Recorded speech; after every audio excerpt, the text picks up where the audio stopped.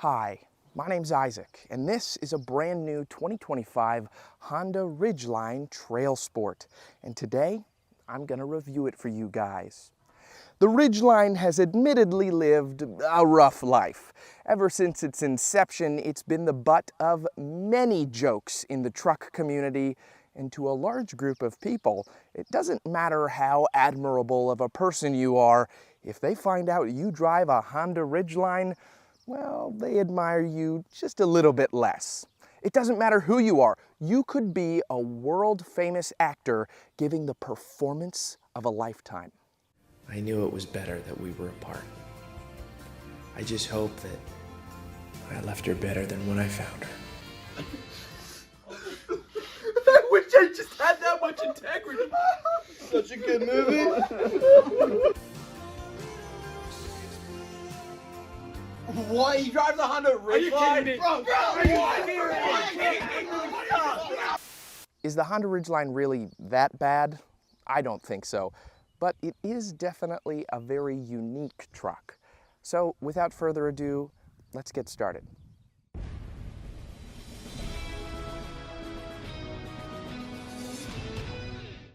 Have I teased the Honda Ridgeline in the past? Yes. And admittedly, when the first generation came out in the early 2000s, it was pretty ugly. I'll be honest, it wasn't a looker. But this new Ridgeline is more truck-like and beefier than it's ever been. So it surprises me that it still gets a lot of flack from people, because if the unibody design of that original is what turned people off, well, there are other trucks you should be hating on. Statistically, it should be this. I guess you could also lump the Cybertruck in there, but I feel like that's in a league of its own when it comes to hate. Anyway, starting out up front here, you'll have full LED headlights, LED daytime running lights, and then down here you'll have incandescent turn signals, and then even further down you'll have LED fog lights. You'll have parking sensors that dot the front end, and then your Honda badge is actually a sensor for the safety system that this Ridgeline is equipped with. And then you'll have your Trail Sport badge. Now, the Honda Ridgeline is considered a mid-size truck, so it competes with things like the Chevy Colorado, the Ford Ranger, and the Toyota Tacoma. And this Trail Sport edition is sort of their off-road focused new trim, though it's no TRD Pro Tacoma or even really a TRD off-road.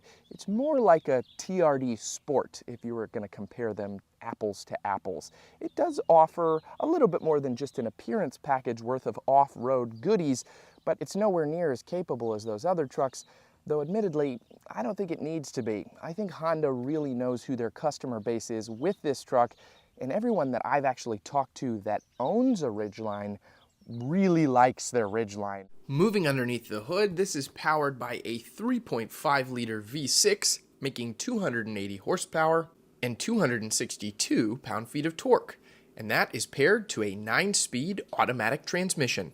The EPA estimates for the Ridgeline Trail Sport are 18 city, 23 highway, with 20 combined, which is about in line with most of the competition. Moving to the profile of the Ridgeline, like I said earlier, it's nice that it finally looks like a truck.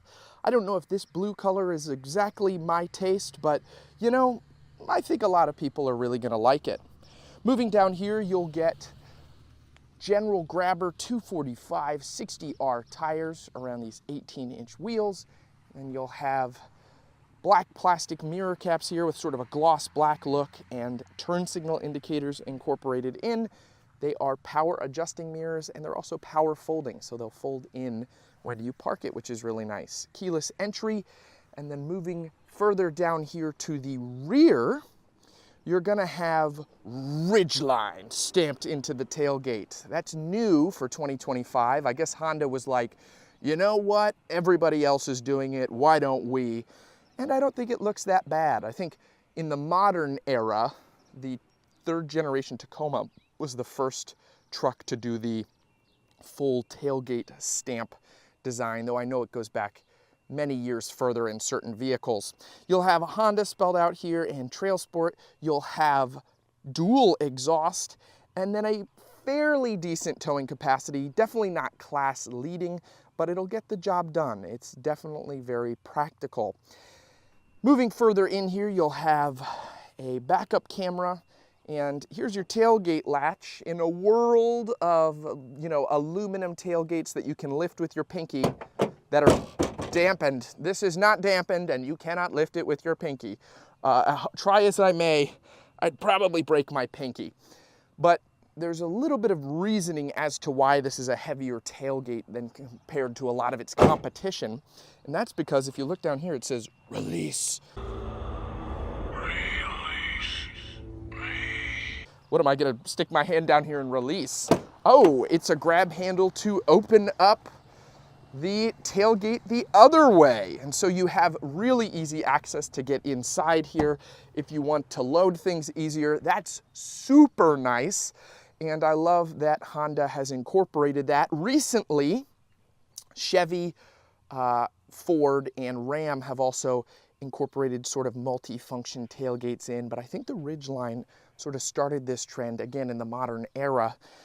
And there's also a little hidden button right here that can open up this massive storage area, which I absolutely love. That's so cool. You have a little drain down there, so if you want to put ice and water in it, you can do that. Your spare tire is hidden right here. I guess the guy that had this press loan before me left a Lexus GX ball mount in here, so I'm gonna leave that sitting so he could get it back, whatever. But you'll have little bed lights in here, incandescent ones, curiously, and then you'll have little tie downs. It's a pretty useful bed, and there is a storage area right here. Now, unfortunately, I do wish that there was a household power outlet back here. That does seem a little lacking on this particular truck. It might be an option. I have to check. I'll throw it up on screen now if it is, but I do wish that this had that. That would sort of complete the rest of this rear bed. Before we move to the interior, let's talk about the key fob quick. You'll have lock, unlock, remote start, and panic right here. There you go, pretty simple keyless entry fob. Let's take a look at the interior. Hey guys, jumping in here real quick before we move to the interior, just to say I am trying to hit 40,000 subscribers before the end of this year. So if you like what you see so far, hitting the subscribe button would really help me out. But if you want to wait a little bit longer, suss me out a little bit more, see my impressions on the interior or the driving aspects of the car, that's okay too. In any case, if you decide to subscribe, thank you so much. All right, now back to the video. Moving to the interior of the Ridgeline, it is essentially a Honda Pilot.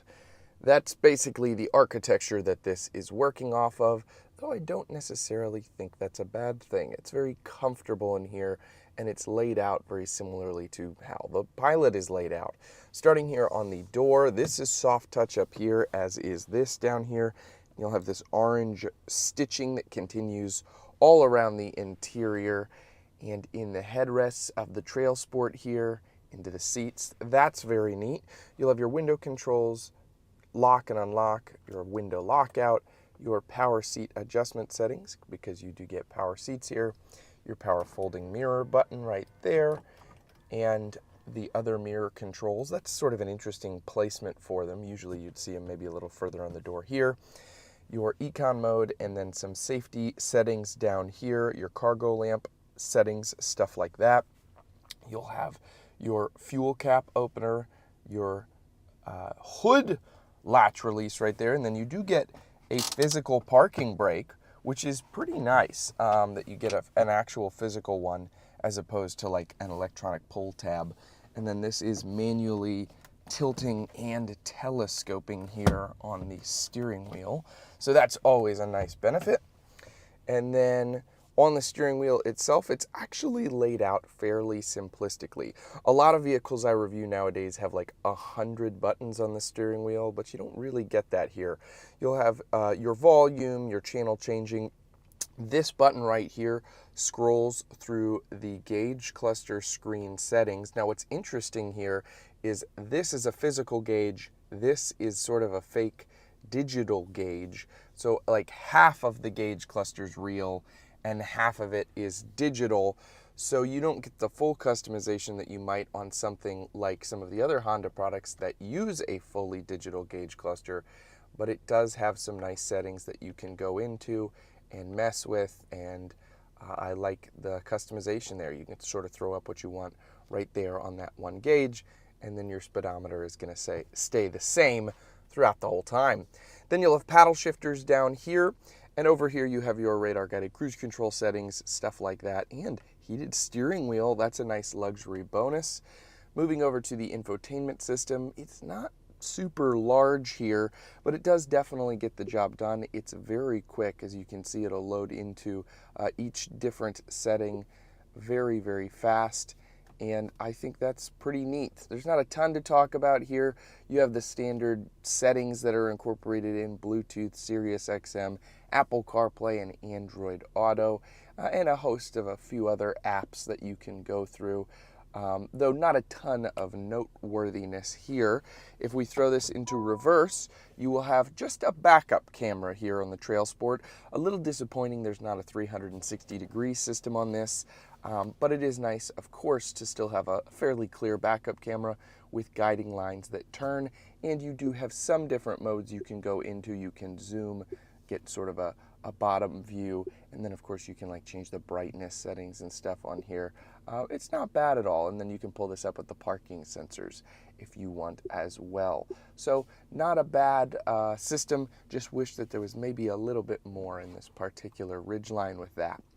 You'll have your hazards down here, push button start, and then your climate controls. I do love to see physical climate controls. That's very, very nice, and they're very plainly laid out. When you turn them on here, you get that little display screen, so that's nice as well. You'll have some storage down here, heated seat buttons, again a nice luxury touch, USB and USB-C, and then a 12 volt, a wireless charging pad, and then this is your shifter. This is probably a little controversial, especially for a pickup truck. It might have a physical parking brake, but it's got a wacky shifter.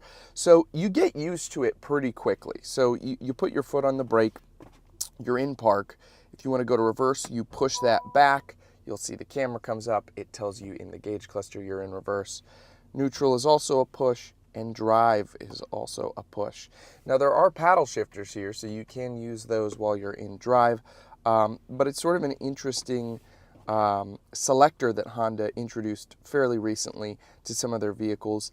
I don't hate it, but it's definitely not my favorite either. And then down here below this, you'll get your drive mode selector. Another thing that holds the Ridgeline back from being as trucky as some of its competitors is this is all-wheel drive. It's not four-wheel drive where I get a manual shifter that I can change here. It just has an all-wheel drive system, and so basically the wheels will decide, oh, I'm slipping here, I'm going to use the all-wheel drive settings, so you don't have as much like manual customization that you would on a four-wheel drive truck. It'll still get you out of most snowy situations, but it's not exactly the same thing. And so I know a lot of people would be like, oh, I want a rear locker that I can manually activate with a button, and I want to switch between 4 high and 4 low, like pretty much every other truck on the market. But since this is built on the architecture of the Honda Pilot, it shares the underpinnings as well. Then right here, you'll have your auto engine start-stop button, and then your 2 cup holders. Opening this up, you have a very nice storage space in here, and then going up further, you will have a manually dimming mirror, and then your buttons for the sunroof, because this does include a sunroof, which I am always a fan of. And of course, you have your sunglasses holder here too.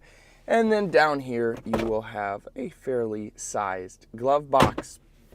Overall, it's not a bad front end here on the interior of the Pilot. The seats are very comfortable. I like my position out of the front. It looks very commanding. And it's definitely something you can just really chill in on a long road trip.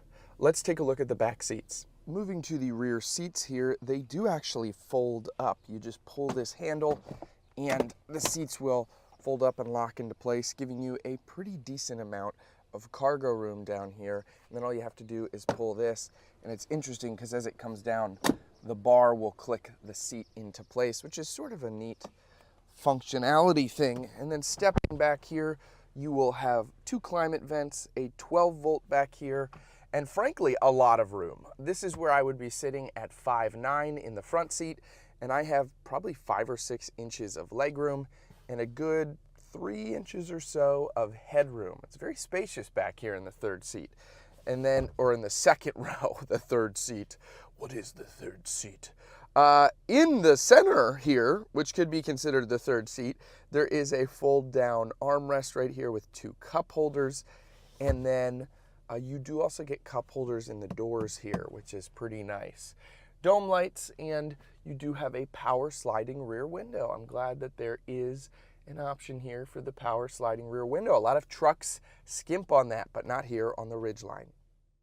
Alrighty, driving the Honda Ridgeline, my mom has a 2017 Honda Pilot, so quite a bit older than this, but it feels very similar when I drive that compared to this. And that's not necessarily a bad thing. It does handle quite well, and it has that sort of familiar Honda plushness when it drives. That might be hard to explain for someone who doesn't daily drive a Honda, but the suspension is nice. It handles well. It's not particularly exciting to drive. It's no sports car or like really built huge Ram truck that has 700 horsepower. But again, I don't think that's what Honda is going for. It's sort of like a city truck almost, very similar to the Santa Cruz and the Maverick, though it is larger than those 2 trucks.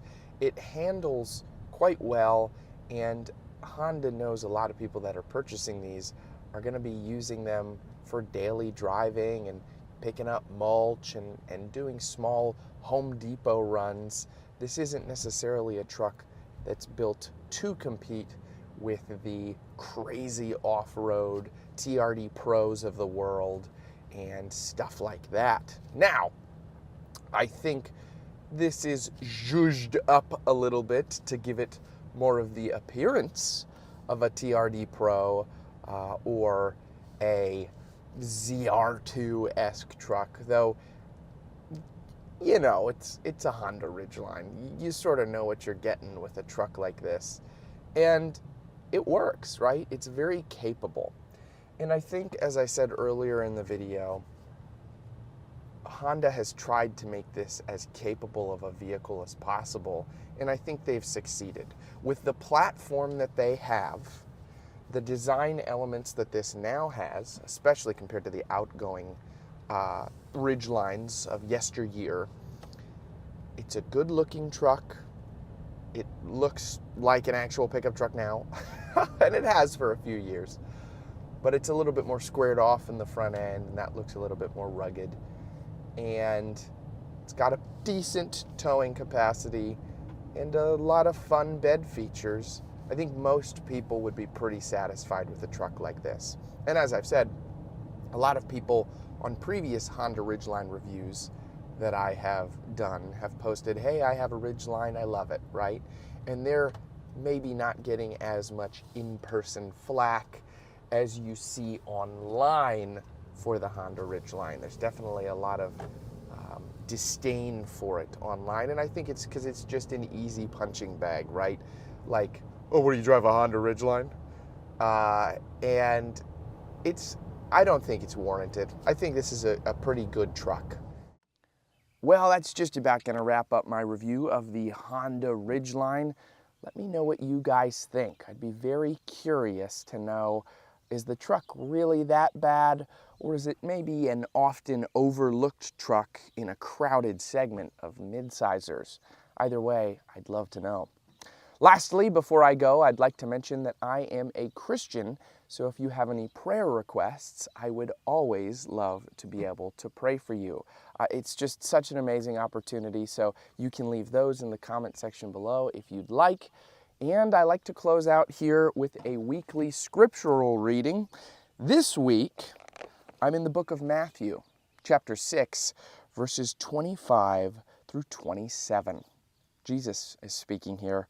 And he says, "Therefore I tell you, do not be anxious about your life, what you will eat or what you will drink, nor about your body, what you will put on. Is not life more than food, and the body more than clothing? Look at the birds of the air. They neither reap nor sow nor gather into barns, and yet your heavenly Father feeds them. Are you not of more value than they? And which of you, by being anxious, can add a single hour to his span of life?" I think there's a lot that we can be anxious about nowadays. I've had some medical issues recently, and I still have a lack of clarity on certain results. Now, hopefully by the time this video comes out, I will have that clarity, but I have two options. I can worry and be anxious about what the results are, or I can trust God. And in trusting God, that does not 100% mean I'm going to be perfect and all better right away. But I trust that He loves me, and I trust that He cares about me far more than even the birds of the air. Because honestly, I've worried enough. Right? You ever get tired of, you're so anxious, you're like, this is exhausting.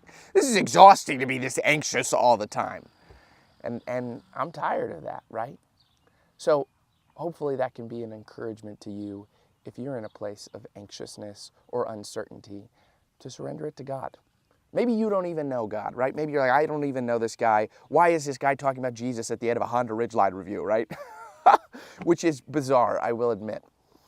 But never hurts to shoot a prayer up and say, hey, can you help me with my anxiousness here?